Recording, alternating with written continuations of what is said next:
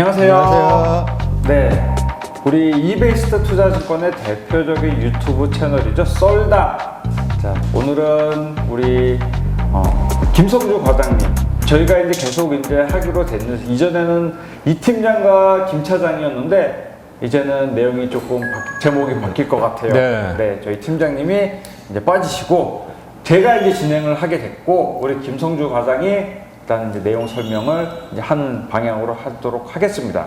자, 일단은 뭐 제목 부분은 썰당으로 계속 가는 겁니다. 네, 그래서 어찌됐든 관련된 해외 선물 관련된 내용을 우리 김성주 과장님이 설명을 잘 해주실 거고 기존에 저희가 안내 드렸던 거는 해외 선물의 기초 부분, 상품이 뭐뭐가 있다 설명을 해드렸다 하면은 지금부터는 이제 현재 시점에서 가격 흐름, 주가지수, 금, 은, 원유 어떻게 움직이는지, 왜 움직이는지, 그리고 트럼프 이런 내용, 코로나 이런 내용도 관련해서 다 자세하게 말씀을 드리는 시간을 앞으로 계속 가져볼 거예요. 그러니까 많은 지금 보시는 시청자분들 반드시 구독, 좋아요, 클릭.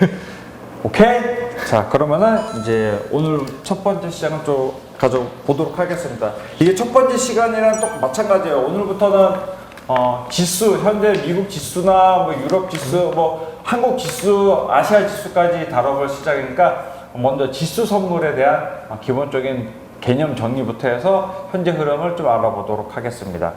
자, 그러면은 우리 김성주 과장님, 네. 지수 선물에 대한 정의부터 간략히 얘기해주고 약간 복습하는 개념으로 설명해주는 관점에서 이야기를 하고 진행을 좀 해보도록 하겠습니다. 네, 일단 간단히 말씀드리면 다들 아시다시피 뭐 한국 주식에서도 뭐 삼성전자가 있고 뭐 SK하이닉스가 있고 뭐 현대자동차가 있고 굉장히 많은데 네. 그런 개별 주식들을 하나로 모아서 뭐 한국 같은 경우는 뭐 코스피 네. 아니면 뭐 기술주 중심으로 해서 코스닥 이렇게 하나로 모아서 이제 지수 형태로 만든 거를 이제 주가지수다. 네. 라고 이제 간단하게 말씀드릴 수 있는데, 그러면 주가지수가 어떻게 오르고 내리냐? 뭐 포트폴리오 안에 네. 구성되어 있는 증권, 개별 주식들이 오른 주식들이 많다. 그럼 주가지수는 오르고, 그 중에서 뭐 많이 떨어졌다. 그럼 주가지수도 하락하고 이런 움직임으로 바탕에서 보기 때문에 개별 주식들이 얼만큼 이제 움직이냐 따라서 주가지수가 상승하냐 하락하냐에 많이 이제 영향을 미치겠죠. 기본적으로 지금 우리 김성주 과장님 이제 말씀하셨던 이제 주가지수. 자, 우리가 흔히 지금 TV나 뉴스에서 많이 보죠. 오늘 증시가 올랐다, 떨어졌다, 이 관련된 내용을 말씀을 드리는 거예요. 증시가 올랐으면은 기본적으로 많은 개별 주식? 개별 주식들이 오르면서 이 선물 시장에도 영향을 미칩니다. 그래서 같은 흐름을 보여준다 생각을 하시면 될 것 같아요. 이런 내용들은 기본적으로 지금 안다라고 저희가 기본적으로 베이스를 깔고 지금 말씀을 드리는 거니까 이걸 모르시겠다. 그러면 저희 썰당 기본 편을 한번 보시고 처음부터 보시면 다 아실 거예요. 네, 그렇게 해서 그 내용은 아마 제가 다 설명을 드렸어요. 이제는 성주 과장이 그런 내용들을 이제 응용편을 이제 말씀을 드릴 거예요. 자, 그러면은 어떤 상품들이 있는지 그런 것도 한번 좀 말씀해 주세요. 네, 일단 사람들 요즘에 코로나 때문에 동학개미 운동 이런 거 많아가지고 네. 국내 주식들도 사람들 거래를 많이 했지만 뭐 미국 주식이 뭐 폭발적으로 거래량이 늘었다. 네. 이런 얘기가 굉장히 뉴스에도 많이 나오고 네. 뭐 주변 사람 지인들하고 뭐 밥 먹고 술 한잔 하면서도 얘기 많이들 하실 텐데 네, 요즘 미국 주식 모르면은 간첩이에요. 그렇죠. 요즘은. 네. 그러다 보니까 이제 글로벌 주가 지수를 어떻게 투자를 하냐. 저희 쪽에서 이제 일하고 있는 이제 뭐 선물도 있겠지만 크게는 해외 주식 펀드, 뭐 은행이나 증권회사에서 파는 이제 펀드에 가입할 수도 있고 아니면 이제 상장 지수에서 ETF 많이 들어보셨을 거예요. 뭐 원유 ETF도 있고 금 ETF도 있고 네. 그런 상장 지수에 투자를 하거나 아니면 이제 저희 이제 해외 선물 네. 쪽에 있는 뭐 미국 쪽에 S&P 500, 나스닥 아니면 뭐 유럽, 일본, 홍콩 뭐 이런 다양하게 거래소 지역별로 상장되는 이제 선물에 투자하는 방법이 크게 세 가지로 좀 나눌 수 있겠죠. 세 가지. 저는 조금 더 줄여볼게요. 직접 투자, 간접 투자. 그렇게 말씀을 또 드릴 수가 있어요. 이 직접 투자를 하면은 제가 지금 저랑 뭐 성주 과장이 얘기하는 직접 선물 투자예요. 해외 선물 투자. 내가 원유, 뭐 금, 지수 선물에 오른다 내린다를 내가 예측을 해서 투자를 하는 방식이라고 생각을 하시면 돼요. 오른다 내린다에 직접 내가 내 돈 내고, 물론 모든 상품이 이제 직접 이제 내 돈이 들어가지만은 내 스스로 이제 매매를 통해서 수익을 창출할. 그리고 이제 또 성주 과장님이 말씀해주신 ETF, 펀드, 이런 간접 투자. 실제로 이제 나는 돈을 여기다가 맡겨놓고 이제 펀드 매니저나 운용사들이 운용사에서 이제 개별적으로 하는 이제 간접적인 투자 방식이 있어요. 실제로 간접적으로 투자하는 방식은 좀 더 안전한 거래라고들 표현도 하긴 합니다. 그렇죠. 모든 투자하는 방법들이 100% 안전성은 없겠지만 그렇죠. 직접적인 해외 선물에 투자하는 것보다는 다소 조금 원금이 조금 더 손실이 좀 적을 수도 있다. 네. 아니면 조금 더 안정적으로 투자할 수 있다라는 방법의 차이겠죠 아마. 대신에 그거는 있어요. 지금 어차피 저희는 이 선물을 소개하는 사람들이라 일단은 초고위험 상품이에요. 이거를 보시고 매매를 하시는 분들도 반드시 내가 이제 그 투자 성향이 초고위험 상품을 고위험물 상품 내가 이제 위험고지 등록이 다 된 분들만 지금 매매를 하실 수 있는 것들을 말씀을 드리는 거예요. 그러니까 내가 하이 리스크 하이 리턴이라는 표현을 말씀을 드릴게요. 위험 상품인 만큼 그만큼 돌아오는 투자 것도 많다? 수익도 그만큼 많을 수 있다라는 거. 그게 최대 장점이거든요. 안전하게 매매되는 상품일수록 수익률은 높을 수가 없어요. 기본적으로 이런 거를 감안을 하고 보시는 분들이 지금 이제 해외 선물을 보시는 분들이 기본이라고 생각을 하고 이제 말씀을 드리는 겁니다. 자, 그럼 추가해서 이제 상품 추가적인 내용들이나 이런 것들 좀 말씀해 주시면 될 것 같아요. 일단 한국도 한국 거래소가 있고, 하지만 이제 저희는 해외 선물이다 보니까 해외 쪽에 있는 주가지수 선물들이 가장 활발하게 거래가 되는 게 다 아시다시피 이제 CME 그룹에 있는 CME에 있는 S&P 500, 나스닥 아니면 생소하시겠지만 러셀도 있고 러셀 같은 참고로 소용주 그런 것도 있고, 아니면 이제 CME 쪽에 있는 CBOT에 있는 이제 다우 다들 아시다시피 다우도 있고, 아니면 이제 유럽 거래소에 있는 DJ 유로스탁스 아니면 독일 닥스 아니면 홍콩 거래소, 싱가포르 거래소에 이제 다양하게 있어요. 아니면 저희 인도 거래소도 있을 거고, 니프티라고 이제 인도 거래소도 있고, 저기 말레이시아도 있을 거고, 여러 나라의 거래소도 다 있겠지만 일단 한국에서 이제 거래를 하다 보면 좀 거래량도 많고 조금 활발한 종목들을 많이 하다 보니까 이제 이쪽 좀 크게 뭉쳐서 미국, 유럽, 홍콩, 싱가포르 이 정도 거래소에 상장된 상품들이 이제 거래가 대부분 주로 이루어지고 있죠. 지금은. 계속 제가 이제 부연 설명을 또 말씀을 드리는데, 일단은 각 나라의 이제 실제로 이제 금융 레벨이 높은 나라라고 이제 표현을 드리는 게 그렇게 표현하면 맞을 것 같아요. 각 나라에서는 이제 대표적인 지수 선물들이 있겠죠. 그러니까 한국은 코스피 선물이 있듯이 미국은 3대 지수, 지금 항상 이야기가 아침 뉴스에 나오는 건 미국 3대 지수 S&P 대장주예요. 우리나라 코스피 선물은 똑같아요. S&P 그리고 다우 그리고 나스닥입니다. 그리고 김성주 과장님이 말씀해 주신 러셀이라는 상품이 있는데, 이거는 소형주 중심이에요. 그래서 이 러셀 하나 지금 팁을 말씀해 드린다면은 이 러셀 상품을 매매를 했을 때, 이 러셀이 실제로 위로 크게 올라가거나 밑으로 크게 빠졌을 때는 실제로 전반적인 실물 경제 시장이 그렇게 움직임이 많다라고 그런 방향으로 움직임을 가지고 있다라고 생각을 하시면 될 것 같아요. S&P 같은 대장주는 일단은 선 흐름을 보여주는 상품이라 하면은 실물 경제로 보여주는 상품은 러셀이라는 중소형 업체들을 이제 메인으로 하는 지수이기 때문에 더 실물 경제에 더 좀 민감하게 받아들일 수가 있죠. 그러니까 S&P는 위로 팡팡 뛰고 밑으로 아니면 팍 빠질 때도 러셀은 크게 오르거나 밑으로 빠지지 않은 경우가 있어. 물론 빠질 때는 동반하는 경우가 많지만은 상승할 때는 오히려 일반 그냥 S&P는 이런 대장주들은 크게 오르지만은 이런 소형주들이 중심으로는 많이 안 오는 경우가 있거든요. 실물 경제는 조금 따라가는 게 후행성이기 때문에 그러니까 늦게 따라가기 올라가기 때문에 이런 부분이 반영을 하는 부분은 선물 지수 거래 상품으로는 러셀이 있다. 이렇게 말씀을 드릴 수가 있을 것 같아서 홍콩 거래소에 뭐 항생, 싱가포르 거래소에 뭐 싱가포르 지수 선물 다 있으니까 이런 것들은 고객 투자하시는 분들 입맛에 맞춰서 하시면 될 것 같아요. 네. 그리고 선물사나 증권사나 선물사로 표현해요. 증권사나 선물사에 올라가 있는 상품들 지금 투자하시는 분들이 시청하시는 분들이 나는 이 선물 상품은 다른 나라의 선물 상품을 매매하고 싶다. 메인으로 올라가는 상품들이 일단 거래가 많이 되는 상품들을 올려놓습니다. 그러니까 거래가 유동성이 적은 상품을 저희가 직접적으로 이렇게 올려놓기는 어려워요. 물론 이제 다양한 상품들을 올려놓긴 하지만은 기본적으로 메인으로 올라가는 거는 미국 아니면은 이제 유럽 그리고 이제 홍콩 그 정도라 생각을 하시면 될 것 같아요. 네. 계속 말씀 주시죠. 네, 일단 그렇게 많은 거래소들이 있고 많은 지수 선물들이 있는데 네.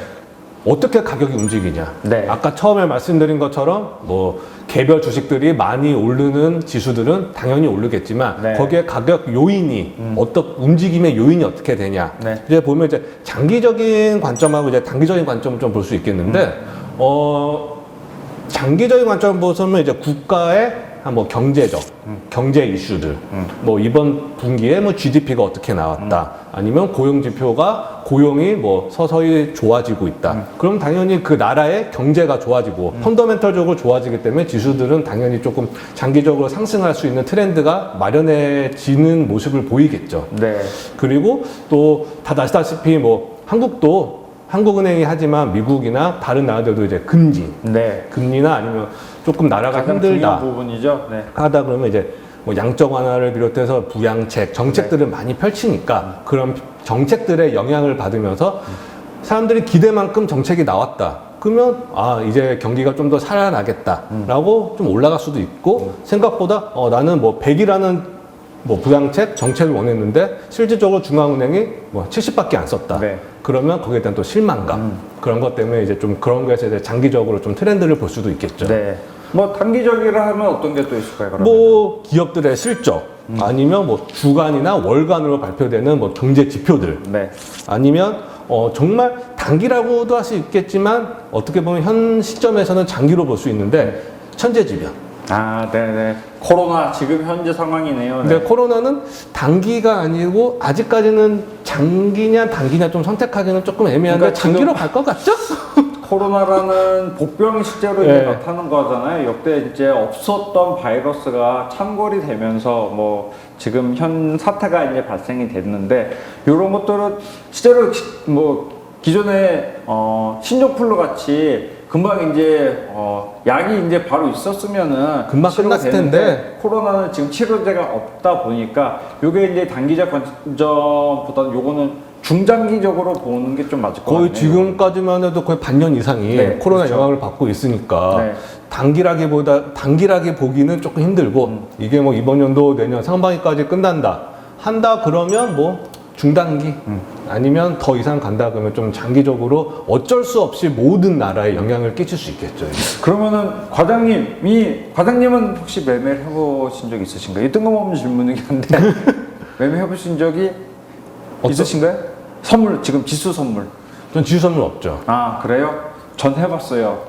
이 지수 선물을 일단 우리 과장님이 장기적인 관점, 그러니까 실제로 이제 가격이 오른다 트렌드, 그러니까 좋은 이슈들이 많을 때에는 말 그대로 이제 가격이 오르는 방향성을 그렇죠. 갖고 있기 때문에 매수 진입 관점으로 이제 보시면 될 것 같고요. 선물로 따졌을 때. 그렇게 되면 이제 말 그대로 고용 지표가 고용이 좋아지고 소비가 좋아지고 소비도 좋고 그리고 이제 중앙은행이 조금 더 양적 완화라는 표현을 했는데 경기가 더 살아날 수 있게 지금 돈을 풀었죠. 네. 이 코로나 때문에 우리나라든 미국이든 각 나라 중앙에서 돈을 지금 개인들한테도 이제 뿌려주고 하는 것처럼 요렇게 이제 경기를 조금 으쌰으쌰하면서 돈을 이제 시장에 뿌렸을 때 그때는 조금 더 호재로 생각하고 가격이 그렇죠. 오르는 경향이 있단 말이죠. 그때는 기본적으로 가격 상승 이제 매수 방향으로 이제 주문을 해야 될 것 같고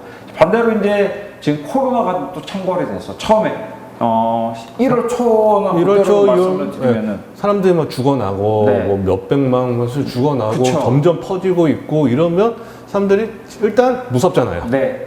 그러면은 아무래도 경제도 안 좋아진다 생각을 하기 때문에 그렇게 됐을 때는 가격이 떨어질 거를 예상을 하고 매도 포지션을 갖는 게 맞다. 그렇게 이제 말씀을 드릴 수 있어요. 근데 일단은 저도 일단 선물을 매매를 이제는 예전에 이제 증권사 직원, 선물사 직원도 5년, 6년 전까지만 할 수가 있었어요. 하지만은 그때 이제 매매를 해본 경험으로는 생각보다 이거를 장기적 트렌드를 갖고 가는 게 쉽지는 않아요. 않다. 이 사람이 되게 이 증권사 직원도 이 개미 투자자로 변신할 수밖에 없어요. 제가 이렇게 보게 돼요. 앞만. 이렇게 봐야 되는데 요거만 보고 있어. 경주마야 내가 가는 방향으로만 보게 되더라고. 이게 그러니까 굉장히 직원들의 입장에서 이제 투자하시는 분들은 저희도 이제 넓게 봐야 되잖아요. 그렇게 해서 이제 어느 정도 가격 흐름을 알려주고 요거 안내를 해드려야 되는데 금융사에 일하는 직원은 거래를 하지 마라. 이거 아예 딱 법적으로 이제 잡아놨기 때문에 네, 그런 이제 많이 이제 문의를 주시면은 그래서 조금 더 저희는 넓게 볼 수가 이미 넓게 보고 있기 때문에 그런 거는 문의를 주셔도 저희 조금 더 이제 흐름에 대한 안내는 받으실 수 있어요. 그러니까 뭐 저희 뭐 HTS나 홈페이지 그런데 이제 전화번호 이제 공개된 전화번호가 나오잖아요. 저희 썰당 끝나고 마지막 편에도 전화번호가 나와요.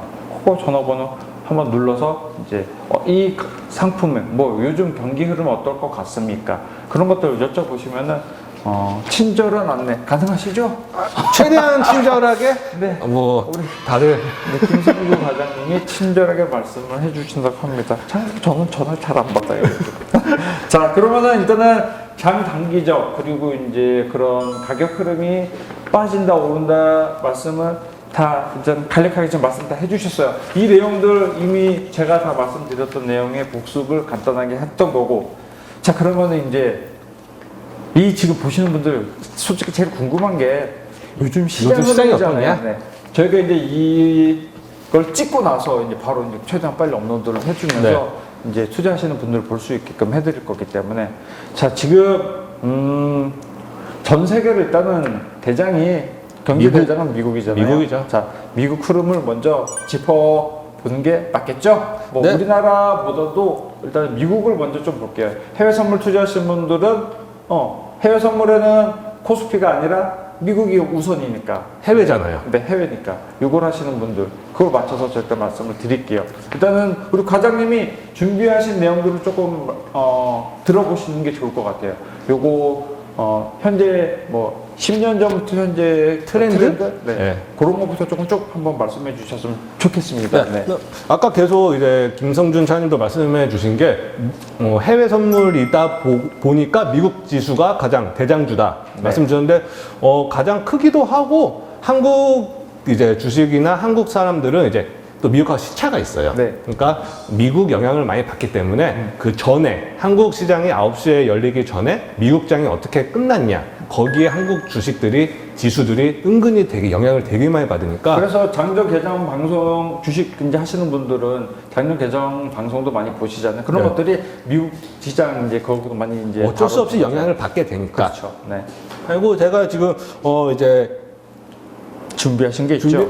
여기 잘 보이실지 모르겠는데 이거 나중에 아마 우리 PD님이 다 보여드릴 거예요. 다 아마 화면 나갈 거예요. 네. 여기 이제 이미니 S&P 500이라고 아까 말씀해 주신 것처럼 가장 대장주, 미국 주식에서도 가장 대장주.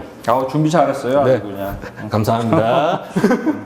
일단 S&P에서 산출한 500개의 우량 주식들을 하나로 모은 지수인데 지수다 보니까 트렌드는 이게 2008년부터인데 네. 쭉 떨어질 때도 있지만 쭉 올라가요 결국은. 왜냐하면 주식은 영원 밑이 없잖아요. 네, 그렇죠. 경기는 점점 좋아질 거라는 이제 투자자들이나 뭐 사람들의 심리도 있고 하다 보니까 주식은 저는 개인적으로 계속 조금이라도 올라갈 거라고 생각하고 실질적으로 봐도 2008년에서 2008년이 여기인데 18년 많이 올랐어요. 네, 거의 뭐 어마어마하게 많이 올랐어요. 2배가 넘게 올라왔으니까요. 네. 근데 그런 게 있잖아요. 가격이 지금 뭐 코로나 사태도 있었고, 일단 10년 전 저희는 리먼 사태 때부터 얘기 조금 이제 네. 우리 과장님이 얘기해 주실 딱, 건데 네. 그런 부분이 발생했어도 오른다. 이 신기하게 진짜 오르긴 올랐어요. 진짜 신기하게 엄청나게 올라요. 올랐어요. 진짜 저는 굉장히 뭐 이전 편들을 많이 보셨을 분들은 굉장히 저는 부정적 부정적. 네게티브 사람인데 자꾸 올라, 자꾸 틀려. 그래서 그런데 계속 이렇게 오르는 부분도 왜 오르는지 이 보시는 분들 이해를 하시면서 지금 우리 성주 과장님 얘기를 쭉 한번 해주십시오. 네. 네, 그래서 최근에 뭐 예전부터 가도 뭐 중요한 이슈들이 많았겠지만 그래도 2020년이면서 네. 2000년도에 가장 큰 이슈는 아무래도 2008년에 있던 미국 리먼 브라더스 파산. 거의 미국의 IB 은행 4대 IB 은행 중에서 한 군데가 파산을 해버린 사건인데 우리나라로 치면은 뭐 국민은행이 우리은행 망했다, 뭐 이런- 국민은행이 갑자기 파산을 망했다. 했다. 한순간에. 네. 이것도 파산 보호 신청을 새벽에 했대요. 그 장중에 이제 하는 것도 아니고 그 새벽에 하다 보니까 미국 시간 아침부터 좀 파장력이 컸죠. 네. 그 당시에. 그러다 보니까 요 위에 있던 게 이제 쭉 거의 하루 만에 많이 빠졌죠. 네. 그때 그러면서 제가 이제 막 직업을 구할 때라 저는 정말 힘들었어요. 2008년에. 뭐 이게 미국 은행이 하나가 망하면서 미국 경제 위기는 뿐만이 아니라 유럽, 아시아부터서 글로벌 금융 위기까지 올 정도로 했기 때문에 한국도 굉장히 많이 힘들었고 네네. 그러다 보니까 뭐 차장님 일자리 구하기도 뭐 덕분에 힘들었을 지금 거고. 우리 회사 잘 다니고 잘 있으니까. 다니시면 뭐 그러면 된 거고. 네.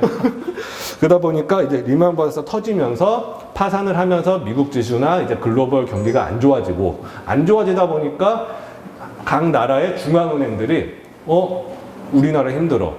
미국 특히 미 연준 연방준비제도도 힘들어. 하니까 돈을 푼 거죠. 경기를 살려야 되면 가장 좋은 거는 돈 푸는 거. 네, 그렇죠. 그 다음에 사람들이 대출도 많이 받고 하다 네. 보니까 금리 낮춰. 네.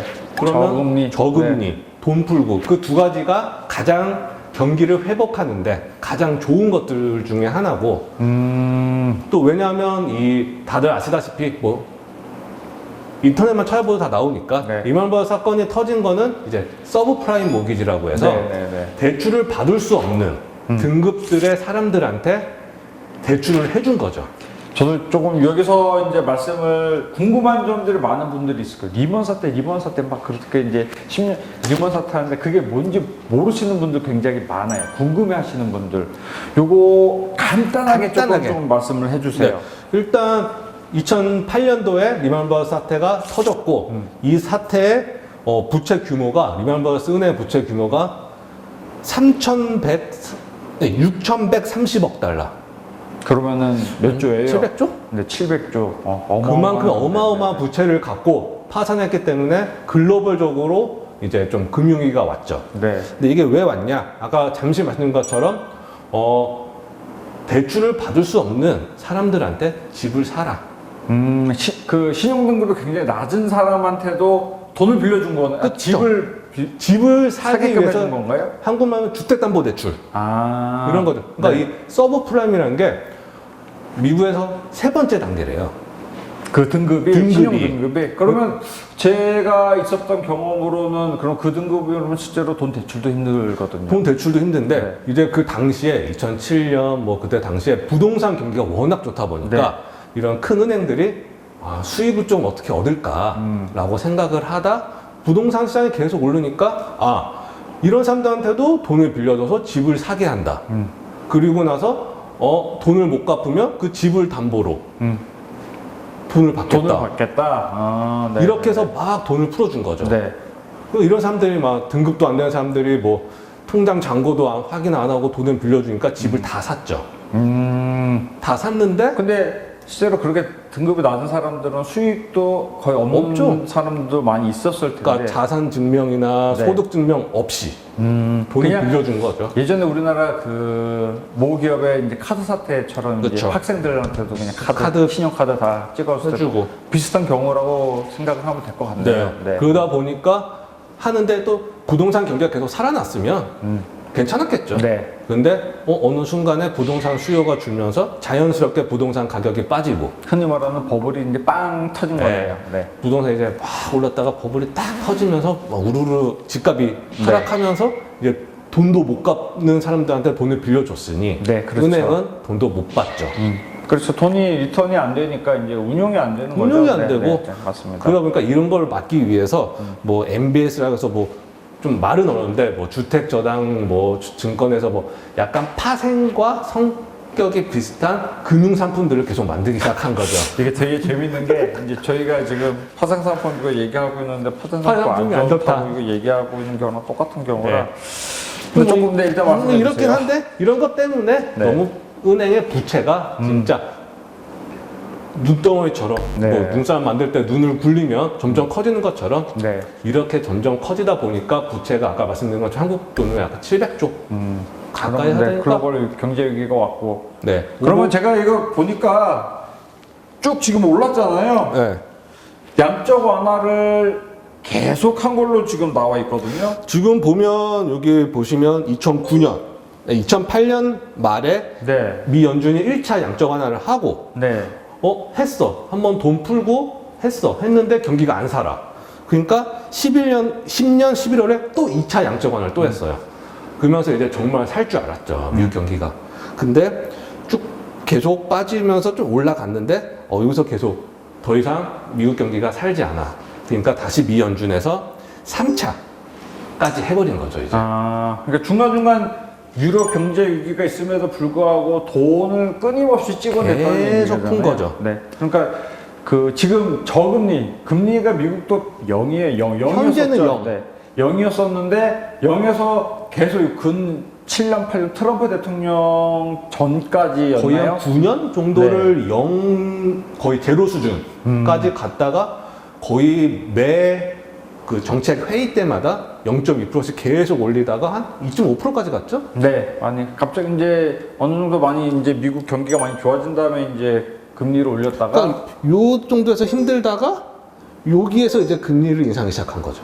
그러니까 많이 올랐죠. 거의 뭐 2배 많이 가까이 올린 올랐죠. 다음에 이제 네. 금리 그러니까 인상을 시작하게 했네요. 요 사이에 거의 8, 9년 동안을 거의 초저금리, 제로금리. 그러니까 대출을 받아도 원금만 갚으면 되니까. 네, 이자 비용이 없다 보니까 네. 정말 뭐 우리나라도 최근에 이제 금리 낮추어서 금리가 낮아지고 있죠. 네. 그런 비슷한 느낌이라고 말씀을 드리면 될 것 같고요. 네. 금리 인하가 계속 이렇게 되면서, 그러니까 낮은 금리로 유지가 되면서 말 그대로 돈이 풀리고 소비가 계속 이루어지면서 미국 경제가, 그러니까 기본으로 미국 경제가 이렇게 올라갈 수 있었던 점은 베이스 자체가 워낙 튼튼했기 때문이라고 생각을 하면 될 것 같아요. 워낙 나라가 네. 큰 나라고 네. 경기가 워낙 예전부터 꾸준히 쌓아왔던 뭐 경험? 뭐 그런 것도 있을 거고. 말 그대로 제조업이나 이런 부분이 산업 전반적인 기반이 튼튼하게 이루어진 나라들이 확실히 그거는 좋은 것 같아요. 회복력도 네, 회복력 또 자체가 빠르죠. 네. 네. 그러면서 뭐 이렇게 코로나 있기 전까지만 하더라도 이렇게 코로나 발생하면서 이렇게 지금 또 빠졌잖아요. 계속 오르다가. 여기에 딱 이제 계속 오르다가 네. 이번 연초에 거의 피크를 찍었는데 네. 여기서 이제 코로나 이게 막 거의 진짜 한 방에 지금 한 방에 2년, 2년, 2, 3년치가 3년치가 빠졌으니까. 네. 그러면서 또 이제 다시 2020년 네. 초반까지 다시 올라오는 요 사이에서도 거의 미국 정부나 아니면 미 연준에서 돈을 어마어마하게 풀었죠. 네. 지금 뭐 역대 제가 이전에도 말씀드렸던 돈 푸는 거를 역대 사상 최고.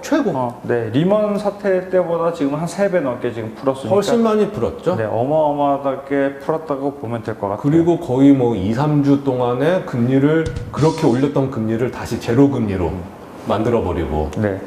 그 지금 미국 그 지금 선물이 지수 선물이 지금 또 나스닥 같은 사상 최고치를 계속 뭐 경신을 하고 있거든요. 그렇죠.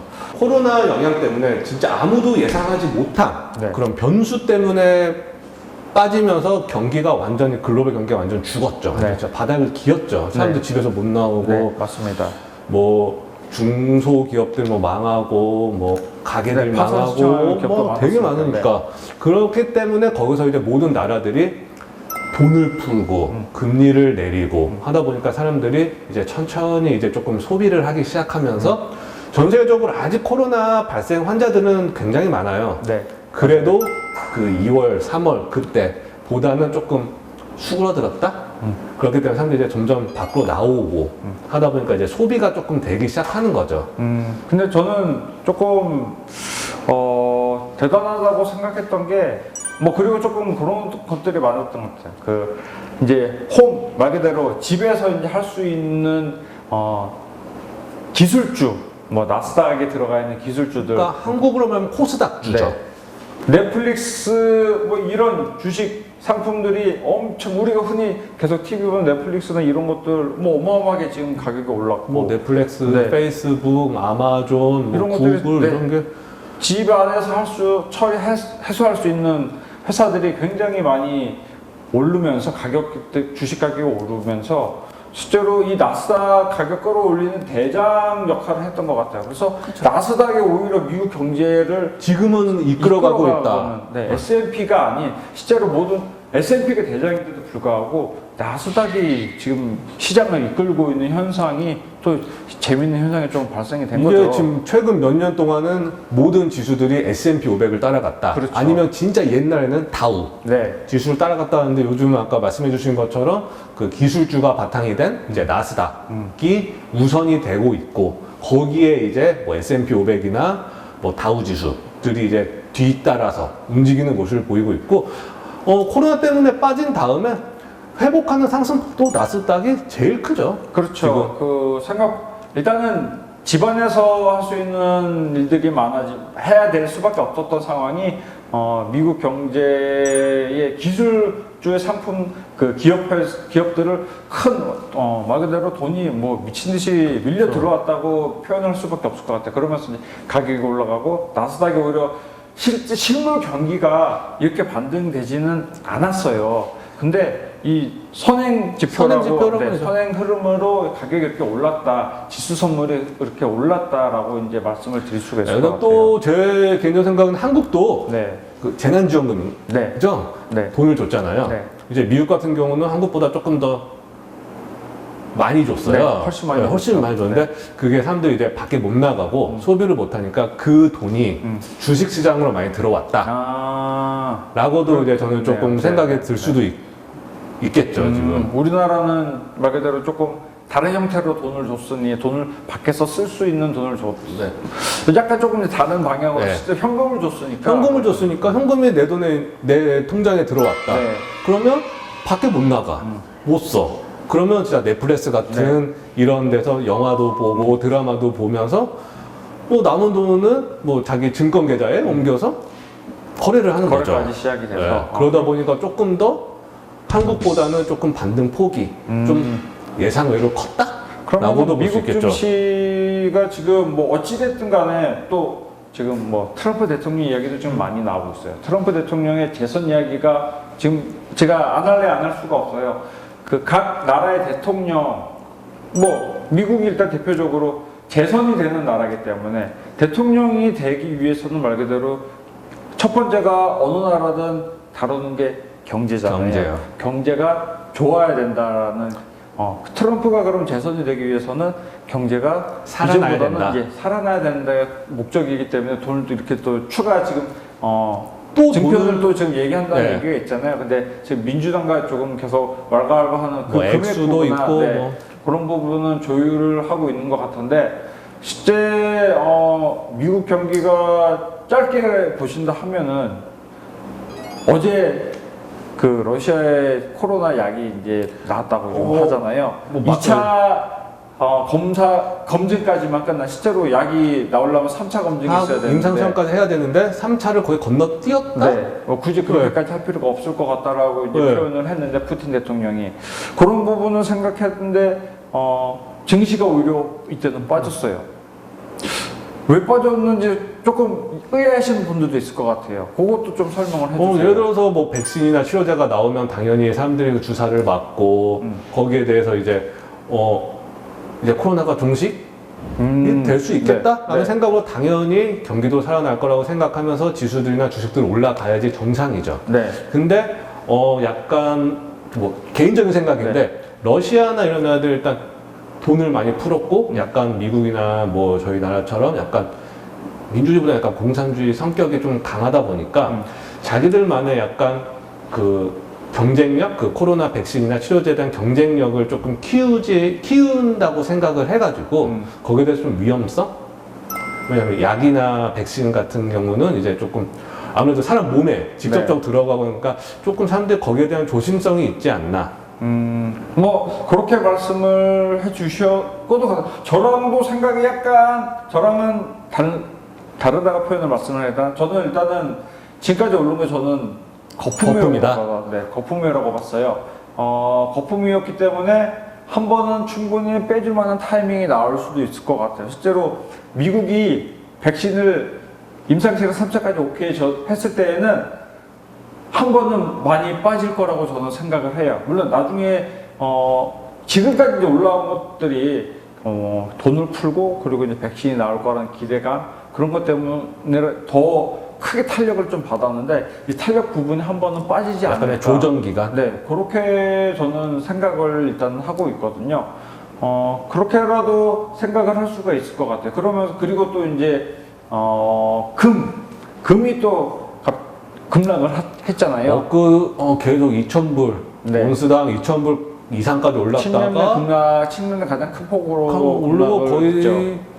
이틀 전부터 이제 거의 뭐 1,800 수준까지 떨어졌어요. 1,800 후반까지 확 네. 그냥 200불 가까이가 그냥 빠져버렸으니 역대 제가 아마 그 사무실에 있으면 기가 막히고 참 그렇죠. 이런 시장도 또 한번 보는구나 오랜만에 보는구나 했을 텐데 그런 가격 흐름들 가격 흐름이 이제 확실히 약이 나왔다니까 이 안전자산의 매력이 약간이 떨어졌다. 그렇게 일단. 근데 또 신기한 거는 네. 최근에 보면 금값이 굉장히 많이 올랐잖아요. 금은 안전자산이다. 네. 누구나 다 알고 있고 그렇게 생각하고 있는데 네.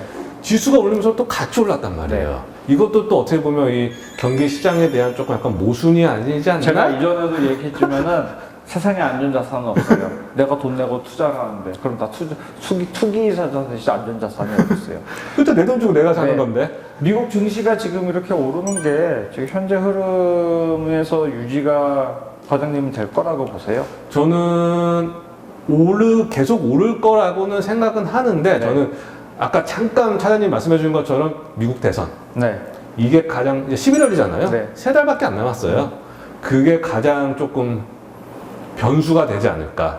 3달 정도면 이제 한 분기 정도 됐는데 이 정도는 오를 수 있다.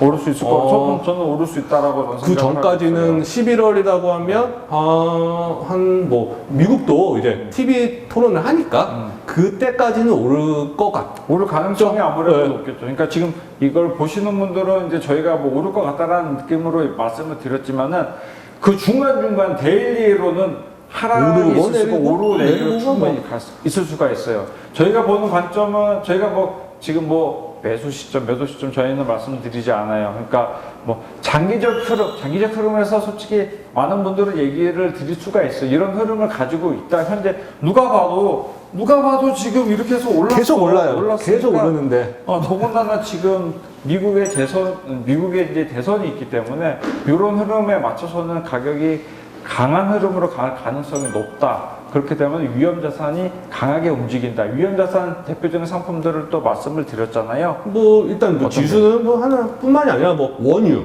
네, 원유나 그다음에 뭐 전기동, 네. 카파. 구리가 있죠. 구리가 제가 지난번에 시간도 말씀드렸다시피 경기 선행 지수에 포함이 돼요. 그러니까 그 실제로 증권사에서 트레이딩을 하시는 분들은 이 구리의 움직임을 봅니다. 구리 지금 차트 여기 잠깐만 약간 있는데 보여드리세요. 네. 여기가 제가 2003년부터 이미니 S&P 500하고 네. 카파 이제 전기동 가격 흐름을 이제 보여준 건데 파란 게 S&P 500 이제 좀 붉은색이 된 게 카파에서 카파는 이제 오른쪽을 보시면 되는데 움직임이 요 정도 보면 거의 오르면 오르고 빠지면 빠지고 거의 비슷한 움직임을 보이곤 있어요. 비슷한 움직임 보이지만은 갑자기 여기는 이제 구리가 빠졌잖아요. 여기는 왜 빠졌어요? 이거 궁금해하는 사람 이건 분명히 있어. 이런 것들은 여기- 보시는 분들이 지금 이해를 못할 수가 있어요. 딱 보면 2008년 아까 말씀드린 네. 뭐 그런 경기 위기, 네. 경제 위기 그래서 돈을 풀어서 양적 완화를 해서 하면서 쭉쭉쭉쭉 같이 올랐죠. 올랐단 말이죠. 그 다음에 이러면서 여기 또 빠졌죠. 저게 왜 갑자기 하락 트렌드가 나왔나요? 저런 부분은 이해를 시켜드릴 필요가 있어요. 여기서 빠진 거는 이제 2008년도는 이제 리먼 브라더스. 네. 여기서 한번 빠진 거는 이제 유럽. 네. 유럽에서 재정위기 다들 많이 들어보셨지만 피그스, 네, 그렇죠. 뭐 포르투갈, 포르투갈, 이탈리아, 그리스, 그리스. 스페인. 네, 그렇죠. 그런 나라들의 재정 위기가 심각하게 오면서 거의 유럽의 반 이상 국가들이 신용등급 하락을 다 당했죠. 그러면서 이제 구리 가격도 빠지고 여기서 장기 보면서 트렌드로 빠진 이유는 뭔가요? 그리고 나서 저쪽에서 결국은 이제 쭉 길게 빠졌단 말이죠. 미국은 오르는데. 미국 지수 같은 경우는 이제 양적 완화도 풀고 돈도 풀고 경기가 살아나면서 여기서 이제 쭉 올랐어요. 그 계속 대신 오르는데. 카파도 당연히 뭐 오르락내락 했지만 전체적인 트렌드 보면 빠지는데 네. 이런 거는 이제 카파 같은 경우는 지수들도 쫓아가지만 결국은 이제 중국이나 다른 나라의 이제 펀더멘털 쪽도 되게 많이 따라가거든요. 이 사이에 중국 쪽에서 뭐 수요 악화도 있었고, 네. 뭐 파업도 있었고 여러 가지 이슈들이 있다 보니까 여기서 이제 조금 가격이 빠지면서 가격이 생각보다 많이 빠진 것 같은데 조금 빠진 게 아니라? 네, 이거 내가 설명해 줄게요. 이거는 왜 빠졌냐면은 중국이 이제 한번 세게 한번 얻어맞았잖아요. 얻어맞죠. 그러면서 수요 부분에서, 그러니까 제가 지난번에 설명을 해줬다시피 상품 선물은 여기서는 공급과 수요를 같이 봐야 된다고 말씀을 드렸었어요. 무조건 지수 경제 흐름이랑 상관없이 수요, 물론 이제 경기가 좋다면 수요가 많겠지만은 메인 가장 큰 수요가 많은 나라 중국 경기가 확 안 좋아졌잖아요. 미국은 좋아졌지만 중국은 그렇게 좋지 않았어요. 그러면서 중국이 원자재의 블랙홀 다 흡입을 했는데 흡입을 못하고 공급량보다 수요량이 공급량을 못 따라가면서 이제 이 부분이 하락하는 부분이 조금 길게 좀 나타났다. 그렇게 말씀을 드릴 수가 있을 것 같아요. 네. 그 이후부터는 이제 비슷한 움직임을 또 보여준다. 그러니까 지금 투자하시는 분들은, 보시는 분들은 무조건 위험 자산이 같이 움직인다라고 생각을 하시면 안 돼요. 그때 수요 부분이 어떻게 되느냐, 상품 선물 수요 부분이 어떻게 되느냐, 그런 것도 반드시 이해를 하셔야 될 것 그래서 같아요. 최근 가장 많이 보이는 거는 코로나 때문에 다들 많이 들었던 원자재는 이제 원유, 네. 원유일 거예요. 그렇죠. 원유 가격이 뭐 마이너스도 갔었고 그러면서 최근에는 좀 원유하고 비슷한 트렌드를 보여주고 있지만 또 그때는 이제 코로나 발생 시기였고 현재를 또 보면 또 지수들하고는 이제 또 그렇게 큰 연관은 많이 없어진 것 같아요. 이게 점점 시간이 지날수록 상품간의 연관성이 많이 조금 멀어지는 느낌이, 옛날 우리가 책에서 배우는 거랑 지금 또 많이 좀 달라지고 있죠. 이런 다른 부분은 저희가 아마 다음 시간에 조금 이야기를 조금 드리는 게 좋을 것 같아요. 지수가 가격이 움직이는 부분, 미국 지수 한번 다뤄봤는데 저희가 지금 우리 김성주 과장님이 말씀하신 그 유럽 쪽 저희가 한번 같이 좀 봐야 될 필요도 있을 것 같아요. 일단 가장 크게 보면 뭐 미국, 네. 유럽 연합, 유럽존, 그 다음에 이제 아시아. 네. 이렇게 가장 아시아 중에서 중국이죠. 뭐 어떻게 보면. 이런 가격 흐름도 지수 선물은 앞으로 저희가 이제 계속 말씀드릴 내용에 이제 저희가 촬영할 내용으로 이제 말씀을 드릴 거고, 오늘 일단 미국 지수의 한 10년 정도 트렌드를 좀 간단하게 좀 짚어봤어요. 지수 선물 어떻게 처음에는 한번 복습하는 내용으로 말씀을 드렸고, 미국의 대장, 지수의 전체 글로벌의 대장인 미국의 전체 흐름을 10년 트렌드를 말씀을 드렸고, 결국은 지금 굉장히 우상향으로 나타났다는 그림도 보여드렸고, 최근에 트럼프와 코로나 사태까지도 이제 말씀을 드렸습니다. 그리고 마지막에 상품 간에 꼭 지수가 이제 이런 것들 이제 연관성도 보여드렸는데, 그 부분은 조금 나중에 저희가 이야기 드리고, 다음 편에서는 유럽 그리고 아시아. 그런 지수들 흐름을 계속해서 만나보도록 하는 시간을 가져보도록 하겠습니다. 우리 성주 과장님, 제가 오늘도 참 말을 많이 한 것 같아요. 진행을 해야 되는데 성주 과장님 뭐 잘 짜려먹고 지금 얘기하지만은 저도 이걸 너무 좋아하는 거, 토킹을 너무 좋아해요. 익숙해서 괜찮아요, 이런 거. 네, 저는 계속 이런 식으로 말씀을 드리면서 제가 다음 시간에는 유럽 쪽이랑 아시아 쪽을 말씀을 좀 드리도록 하겠습니다. 보시는 분들, 자, 구독, 좋아요, 클릭 해주신 거 잊지 마시고, 자, 그러면 오늘 이번 시간 기분 좋게 마무리를 하고 다음 시간 기대를 해보도록 하겠습니다. 오늘 김성주 과장님 수고 많이 해주셨습니다. 고생하셨습니다. 네, 감사합니다. 감사합니다.